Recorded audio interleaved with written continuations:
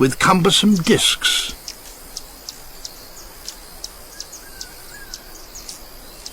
This is the marvellous spatule-tail hummingbird, and these are his flags with which to seduce a mate. Waving them back and forth takes a lot of effort, even from the comfort of his perch.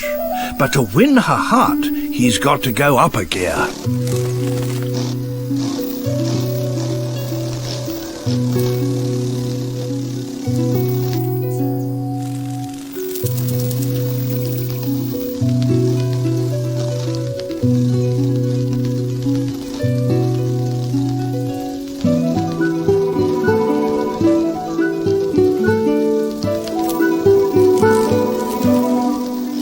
He must show her how well he can fly, but it's exhausting work.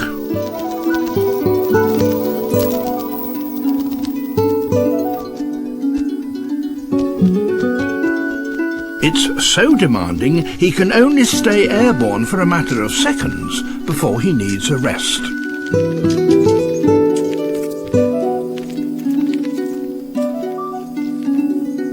He's struggling to impress her, so one last try.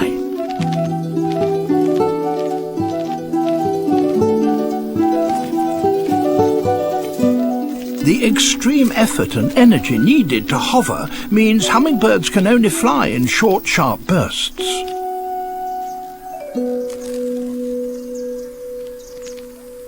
But most birds need to stay airborne for considerably longer and must find far more energy-efficient ways to get around.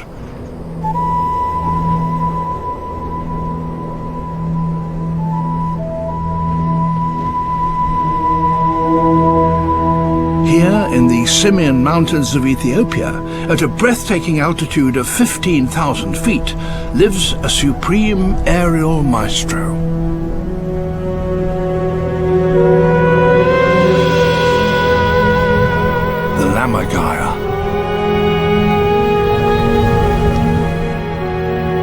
This youngster glides on air currents rising from the mountain slopes below.